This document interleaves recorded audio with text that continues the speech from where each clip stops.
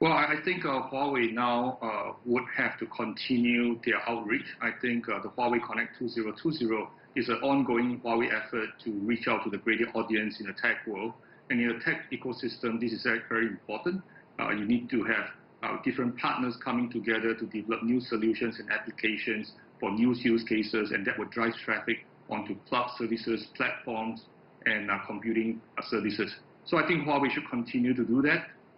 And I think in this part of the world, we are seeing a lot of active effort by Huawei doing precisely that.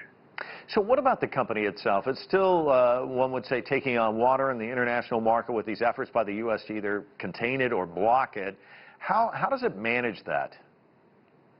I think in the short run, I think the management is already actively looking out to diversifying its supplier base. Is trying to reach out to more partners. I think in the short run, there could be a bit of pain. But I think in the mid to longer run, I think we should not underestimate the creativeness and the innovativeness of the Huawei organization.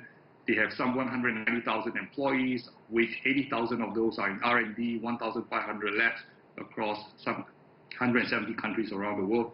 I'm sure with this shock, eventually Huawei will try to find a new equilibrium, in the sense that maybe by way of technology, by way of new design, they probably would emerge stronger afterwards.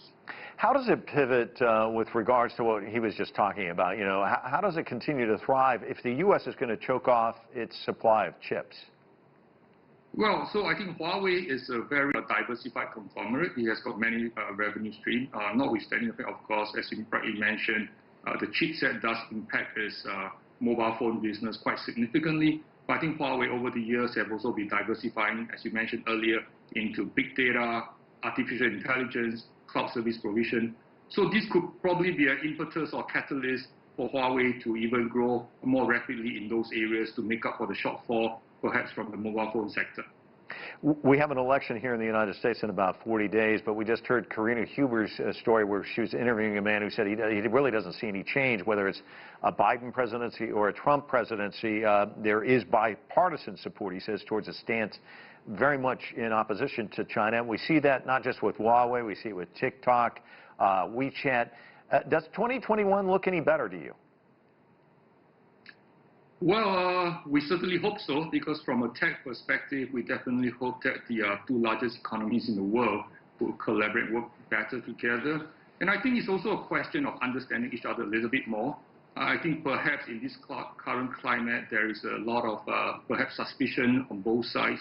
So now the question is really, can they all come together? And then especially in the tech world, there's always a tech solution to tech problems. I mean, if cybersecurity is an issue of concern, then surely there are enough experts in the world on both sides to come together and explore how those could be mitigated and reduced, and to reduce some of this suspicion in the first place.